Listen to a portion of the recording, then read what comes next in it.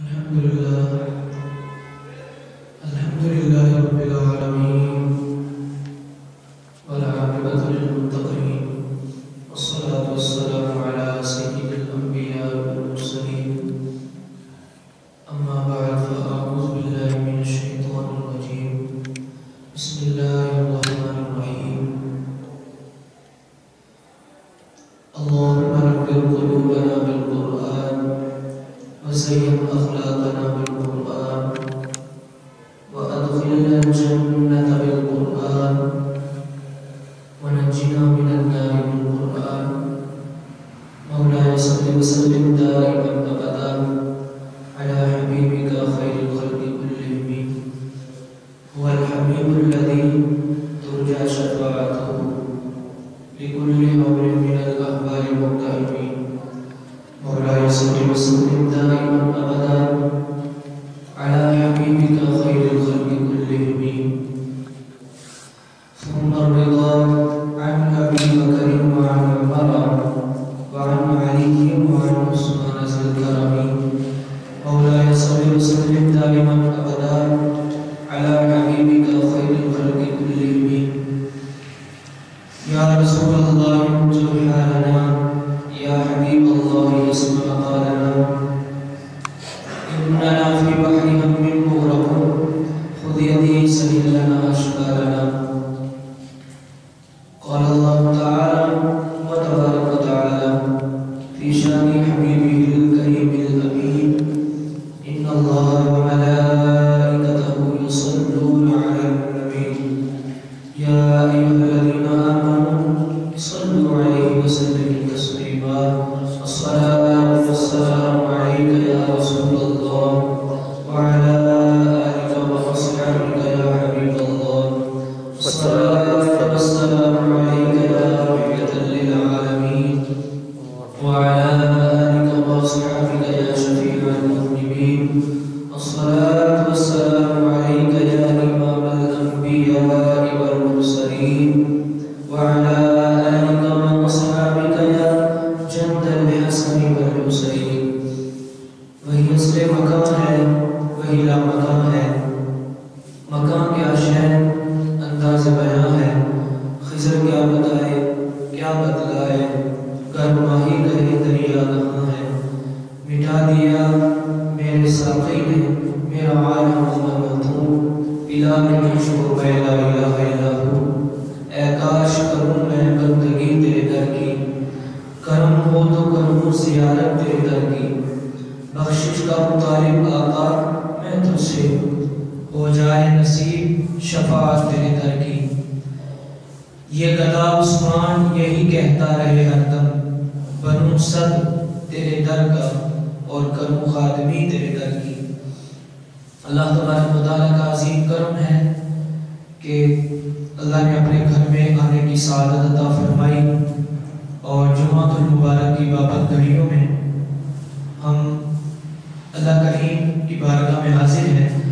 अल्लाह हमारा आना कबूल फरमाए और जो सुने सुनाए अल्लाह ताला याद रखने, अमल करने, दूसरों को भी इसकी खबर देने की सआदत अता फरमाए। दुनिया के अंदर बड़े बड़े अजीम गुरु आए, उनकी समत किसी जानिब भी हो, वो अपने आप को बुत परस्त कहते हो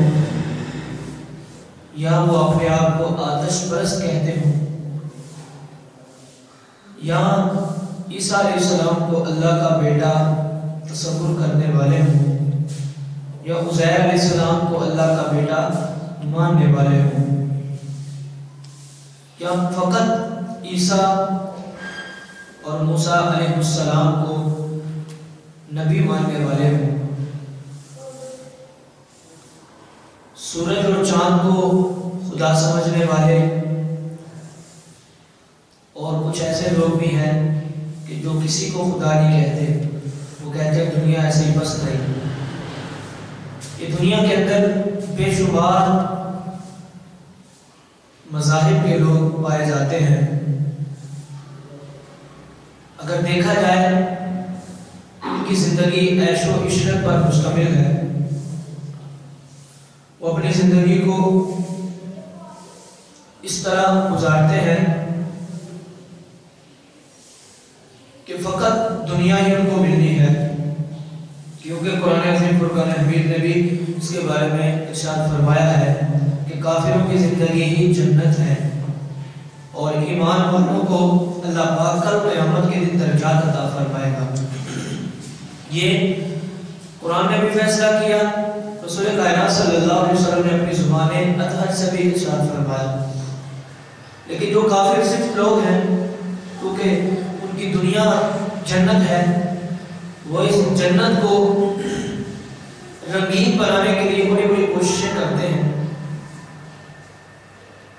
सेकुलर इस्म को हवा देते हैं, या फिर यूं भी होता है कि फकत अपना मजहब चाहने के लिए कि हमारा मजहब ही बुलंद हो, वो दीगर मज़ाहिब को छेड़ते हैं और बिलखुसूस मुस्लिम दुनिया पर हमला करने की कोशिश करते हैं। ये बात एक साइड में रखी जाए और दूसरी बात पर अगर गौर किया जाए,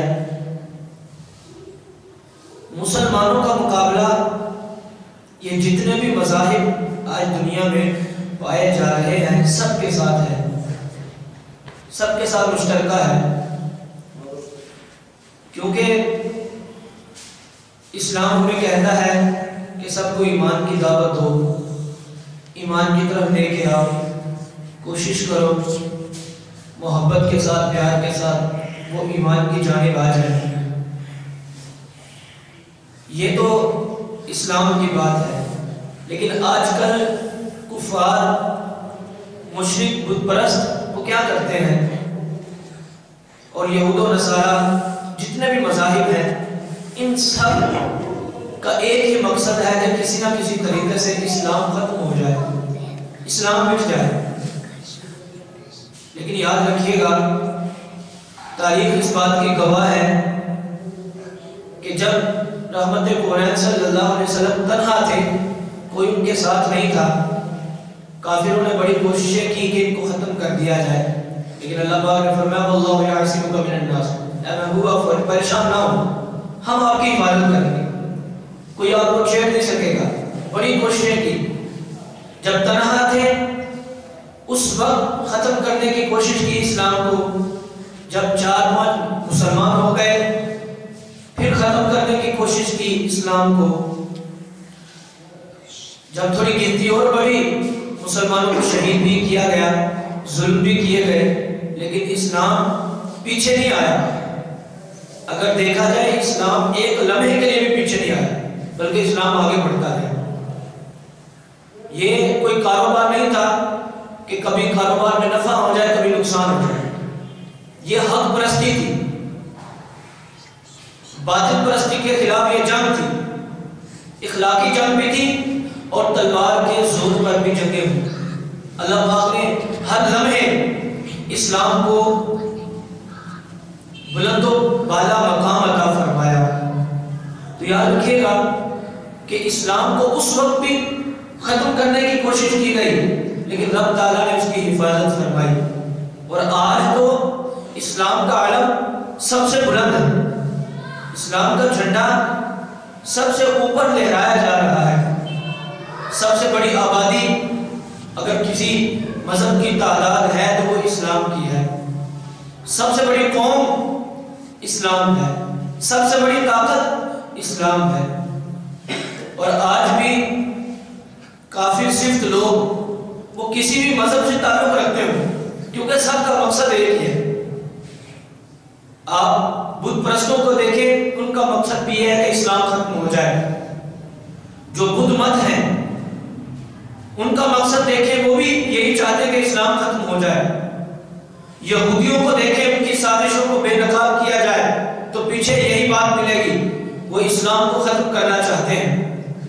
आप नसारा की चालों को देखें, उनकी चालों में भी ये बात छुपी हुई होगी कि वो इस्लाम को खत्म करना चाहते हैं।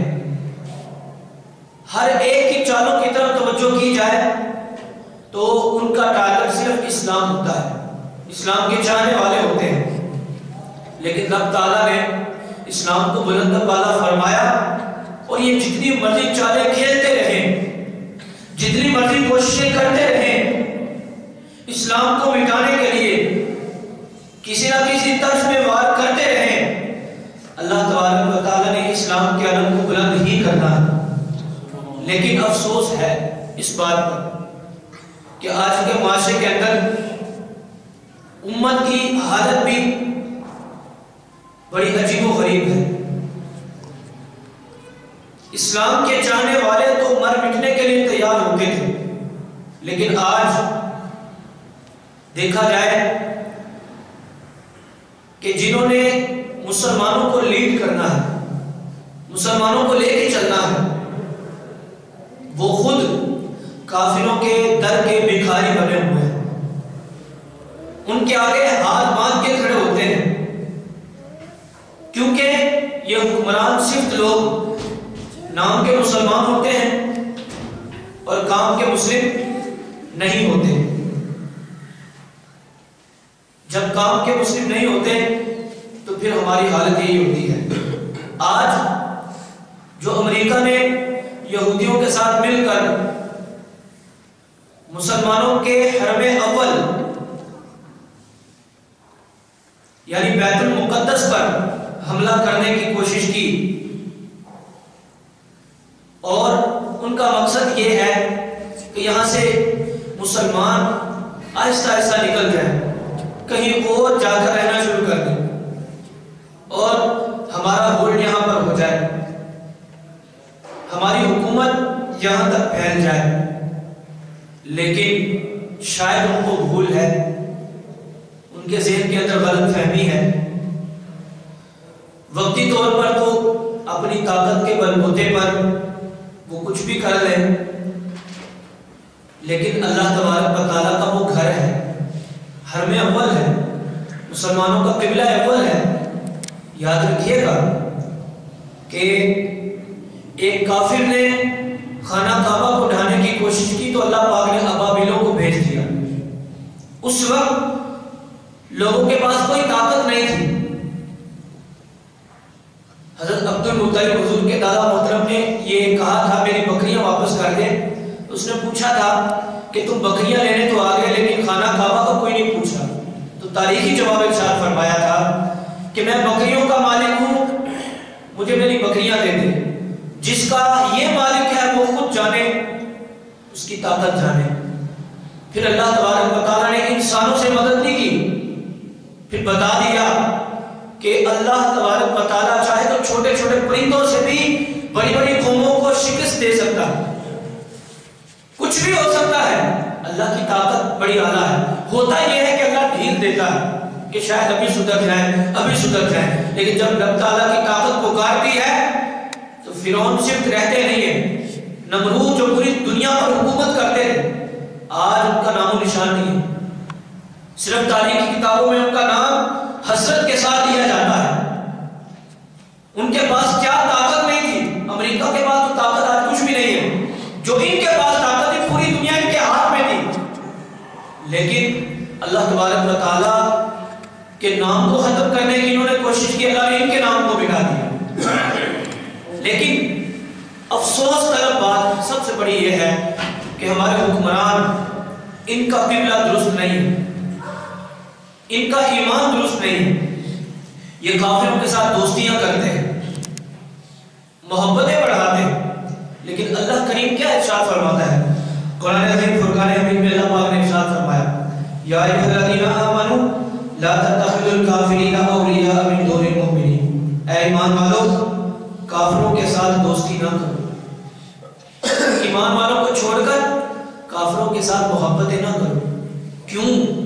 वो इसलिए ये मुनाफिक सिर्फ लोग होते हैं, जाहिर तुम्हारे साथ बड़ी मोहब्बत करेंगे, बड़ी चाहत करेंगे, तुम्हारी मदद करेंगे, लेकिन इनके दिल में ये होगा किसी ना किसी तरीके से इसको इस्तेमाल करके इस्लाम को खत्म किया जाए, इस्लाम को मिटा दिया जाए।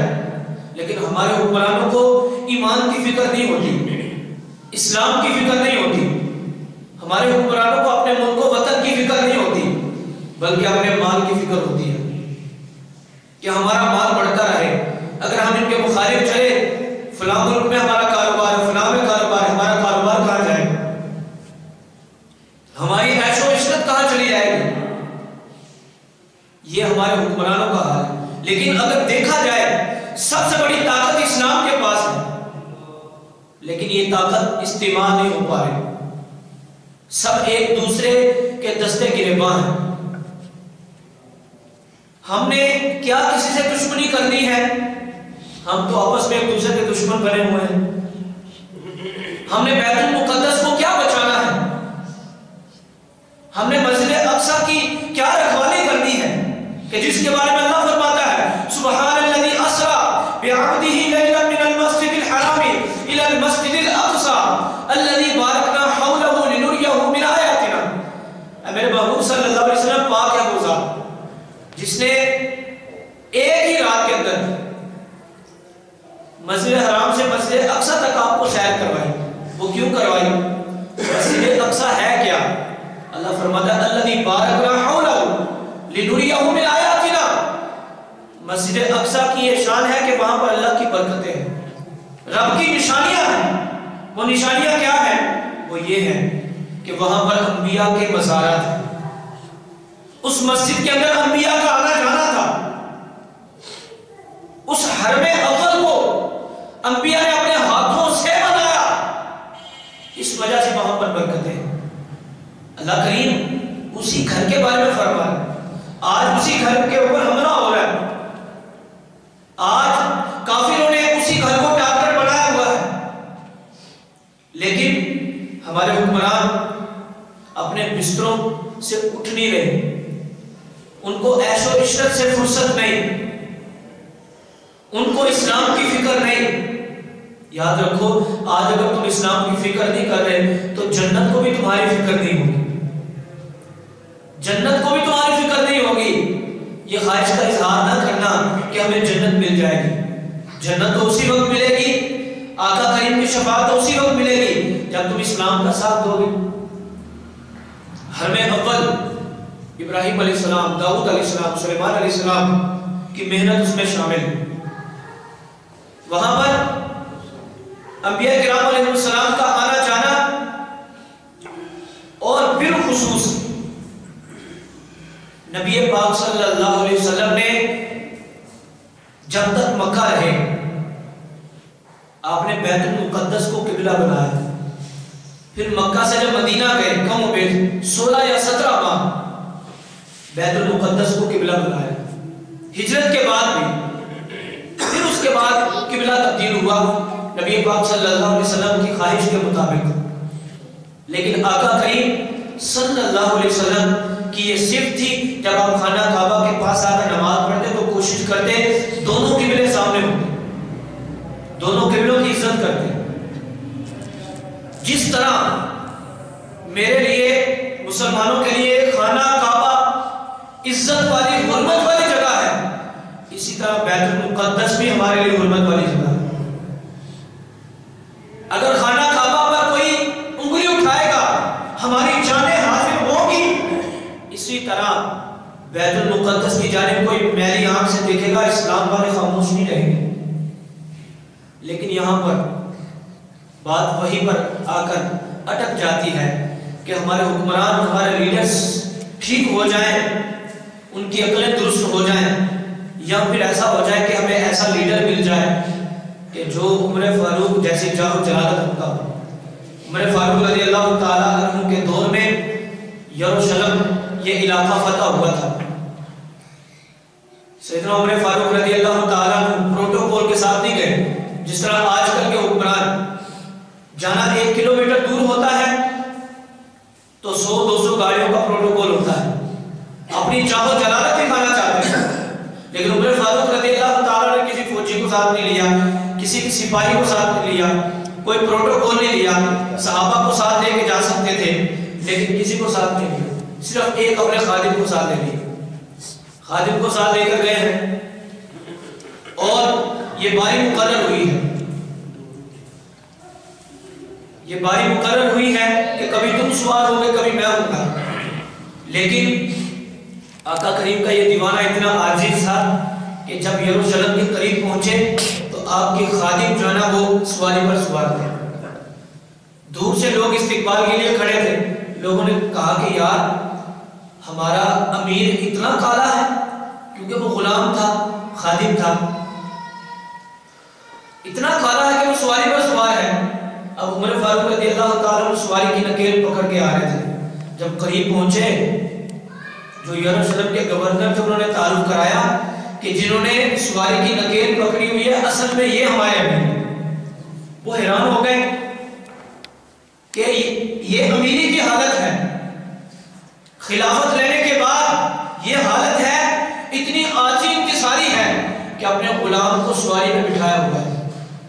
फिर वहां पर उमर फारूक रज़ियल्लाहु ताला अन्हु ने तारीखी जुमला इरशाद फरमाया था, जो आजकल के हुक्मरानों को सीखना चाहिए, इस पर अमल करना चाहिए। आपने फरमाया था, ऐ लोगों सुन लो, ये जो सारी इज्जतें मुझे मिली हुई है, ये सारी नवाज़िशें मुझे मिली हुई है, अल्लाह तबारक व तआला ने मुझे जो खिलाफत अता फरमाई है, वो सारा सदका किसका है? आमिना के लाल का सदका। आपने फरमाया अगर हम इस्लाम के दामन से वाबस्ता ना होते, मुसलमान ना होते, तो लोग हमें गुलाम बनाकर ही रखते। या आका करीम का कितना करम है कि हमने इस्लाम के दामन को इख्तियार किया, तो हमें गुलामी से उठाकर हमें एक खलीफा बना दिया। तो आज कोई हुक्मरान ये सोच ले, अगर ये पाकिस्तान ना बनता या दीगर ममालिक ना बनते तो तुम काफिरों के गुलाम ही बने रहते। एमपी एमएलए तो दूर की बात, एक कौंसलर ना सही तरीके से बन सकते, तुम्हारी इतनी ताकत भी ना होती, लेकिन रब तआला ने तुम्हें इज्जतें अता फरमाई, गुलामी के दौर से निकाल कर तुम्हें इज्जतें अता फरमाई, शराफतें अता फरमाई, लेकिन इसके बावजूद तुम अकड़ कर चलते हो, इस्लाम की कोई खिदमत नहीं करते, इस्लाम का कोई सोचते नहीं हो। मैंने पहले अर्ज किया कि काफिरों की तो ये साजिश है, जितने भी मज़ाहिब, कि किसी न किसी तरीके से इस्लाम मिट जाए। लेकिन अगर देखा जाए पूरी दुनिया के अंदर मुसलमानों के अलावा भी दीगर मज़ाहिब, किसी मुल्क के अंदर अफरा तफरी नहीं है, किसी गैर मुस्लिम ममालिक के अंदर अफरा तफरी नहीं है, वहां पर किसी ने हमला नहीं किया, सारे अच्छे तरीके से रहे। अगर मैं कश्मीर की बात करूं तो वहां पर मुसलमान पिस रहे, मुसलमानों की बच्चियों के साथ जो सलूक किया जा रहा है वो सबके सामने है। मुसलमानों को जो कत्ल गारत का सिलसिला करके जिंदा बरदोर भी किया जाता है वो सबके सामने है। बर्मा में चले जाए, बुद्ध मत परेशान नहीं है, मुसलमान परेशान है। वहां पर भी जो हालत जार है वो सबके सामने है, लेकिन मुसलमानों को फिर भी शर्म हया ना है, शर्म नबी खौफ खुदा ये भी नहीं वो भी नहीं, ना शर्म नबी है ना खौफ खुदा है, कुछ भी हमारे पास नहीं। आप अफगानिस्तान में चले जाए, वहां का एक बासी आपको सुबह भूखा नजर आएगा, दोपहर को उसको खाना देने वाला कोई नहीं होगा। उसका कच्चा मकान जो उसने अपने हाथ से बनाया, हो सकता है रात को बम गिरे, वो कच्चा मकान भी उसका तबाह हो जाए। ये हालत ज़ात इस्लाम की। हमारे जो मुस्लिम ममालिक हैं ना अहल लोगों के हाथों में आ गए, तो इस वजह से हमारा हाल नहीं हुआ। मुल्क के शाम जहां पर ऐसी प्यारी बस्ती थी, अंबिया की कब्रें, सहाबा व अहले बैत के मज़ारात वहां पर, वहां की हालत ज़ात सबके सामने है। सोमालिया, वहां की हालत ज़ात अगर देखी जाए तो यकीन कीजिएगा दर्द दिल रखने वाला इंसान देख नहीं सकेगा कि लोग 2-2 हज़ार की लंबी लंबी लाइन लगी हुई है, किस लिए? दाल रोटी लेने के लिए। और फिर पता चले कि जिसकी सबसे आखिर में बारी आए या 10 लोग रह जाए उसको रोटी मिले ही ना, वो क्या करता है? फिर मैंने अपनी आंखों से वो मंजर देखा, देखकर मैं हैरान हो गया, यार मुसलमान यहाँ तक पहुंच गए। वो क्या करते हैं, बच्चे बेचारे काले उनके चेहरे हैं और उनकी कोई मदद करने वाला नहीं, वो उस देग को फिर अपनी जुबान से चाट कर अपनी भूख मिटाते हैं। आज मैं अच्छे तरीके से कपड़े पहन लेता हूँ, अच्छा खाना खा लेता हूँ, और यहाँ हमने नमाज पढ़ ली, हमने समझा इस्लाम की खिदमत हो गई, हमने ज़कात दे दी, हमने समझा इस्लाम की खिदमत हो गई, हमने दीगर इबादतें कर ली, हज कर लिया, समझा कि इस्लाम की खिदमत हो गई। नहीं नहीं, इस्लाम की खिदमत तो सलाहुद्दीन अय्यूबी करके गया, नमाजी भी था, लेकिन याद रखिएगा सारी जिंदगी हज की ख्वाहिश करते रहे लेकिन हज ना कर सके। क्यों? इस वजह से उनके पास इतनी दौलत ही नहीं थी कि हज कर सके। और दूसरी सबसे बड़ी वजह यह है कि वो उस इस्लाम के अलम को बुलंद करना चाहते थे। बैतुल मुक़द्दस को इन्होंने फतह किया। सलाहुद्दीन अय्यूबी को सिर्फ एक औरत ने आवाजारी करके खत लिखा था कि मेरी मदद कर दे। सिर्फ एक औरत की आवाजारी के ऊपर, इतनी ज्यादा उम्र नहीं थी, आपने एक लश्कर तैयार किया, फिर काफिरों को निस्तो नाबूद किया। फिर उसके बाद जब जंग खत्म हो गई, बैतुल मुक़द्दस के अंदर जो हरम अव्वल है वहां पर लोगों को जमा किया। जुमे का दिन था, लाखों की तादाद में मुसलमान जमा थे। आज बड़े खुश थे लोग कि अल्लाह पाक ने इस्लाम को दोबारा ये ताकत अता फरमाई। कई लोगों को हुक्म दिया कि जो जो अजान पढ़ सकते हैं वो खड़े हो जाए। अभी जुमे का टाइम नहीं हुआ था, ज़वाल से पहले की बात। कई लोग खड़े हो गए, कहा इस हरम अव्वल के हर कोने में खड़े होकर अजान पढ़ो, ताकि जो गैर मुस्लिम हैं, यहूद नसारा हैं, उनके कानों तक आवाज पहुंचे, देखो इस्लाम की ताकत क्या है। उसने उस हरम अव्वल के अंदर चारों अतराफ के अंदर मुसलमानों को खड़ा करके अजान पढ़वाई। अजान पढ़ाने के बाद एक कोने में बैठा था गुलामों की तरह, और लोगों को बता दिया, एक तारीखी जुमला कहा, मुसलमानों तुम ये ना समझना कि तुम्हारी ताकत क्या है, तुम्हें बता दूं, इस्लाम को बचाने के लिए तुम्हें ता क़यामत तलवार की जरूरत पड़ेगी। आजकल तो लोग कहते हैं नहीं यार होना चाहिए और मोहब्बत प्यार के साथ, वो मर जाएगा, फला मर जाएगा। यार ये क्या बात होगी? वो मरता है तो मर जाए। इस्लाम को क्यों खत्म करने की कोशिश की जा रही है? काफिरों के साथ क्या दोस्ती निभाकर यह हासिल करना चाहते हैं? यहां पर तो अपने मुल्कों में बड़ा प्रोटोकॉल होता है, लेकिन उनके दरों पे जब जाते हैं तो भिखारियों की तरह खड़े होते हैं। अरे बेवकूफ अहमद, अभी भी अकल कर ले। अरब की तरफ जाए, उन शहजादों को तो शराब नोशी से फुर्सत नहीं है, उनको ऐशो इशरत से फुर्सत नहीं। उनके लिए कोई गर्ज नहीं है कि इस्लाम खत्म हो जाए, सिर्फ उनको अपनी ताकत से गर्ज है कि हमारे जो ना बादशाहत पर कोई गुली ना उठाए। 47 मुल्कों की फौज बनाई इसलिए ताकि जहां भी मुसलमान परेशान होंगे वहां पर यह फौज जाएगी, मुसलमानों की मदद करेगी। लेकिन ये 47 मुल्कों की फौज फकत उन्होंने अपनी बादशाहत बचाने के लिए बनाई। ये सऊदी अरब के शहजादे यमन के ऊपर हमला आवर होते हैं, जहां के बारे में रसूलुल्लाह ने दुआएं की। रोजाना खबरें मिलती है कि इतने मुसलमान वहां पर शहीद हो गए, लेकिन वो क्या कहते हैं कि इतने दहशतगर्द कत्ल हो गए, इतने दहशतगर्द कत्ल हो गए। यार तुम्हें मुसलमान ही मिले थे दहशतगर्द करार देने के लिए? जंग करनी है तो काफिरों के साथ करो ना, तुम्हें पता चले। लेकिन क्या है, जब वो ट्रम्प साहब आते हैं इनके दर पर, उनको सोने के हार पहनाते हैं, उनको हीरे जवाहरात की अंगूठियां पहनाई जाती हैं, दोस्तियां निभाई जाती हैं। अल्लाह पाक ने क्या फरमाया? ऐ ईमान वालों, काफिरों के साथ दोस्ती ना करो, ये तो मुनाफिक सिर्फ लोग होते हैं। नहीं जी, हम उनको साथ लेके चलना चाहते हैं। अल्लाह पाक ने ये भी फरमा दिया, या अय्युहल्लज़ीना आमनू दुखुलू फी सिल्मी काफ़ा, ऐ ईमान वालों इस्लाम में अगर आना तो पूरे पूरे आ जाओ, आधे नहीं आओ कि आधे उनकी तरफ आधे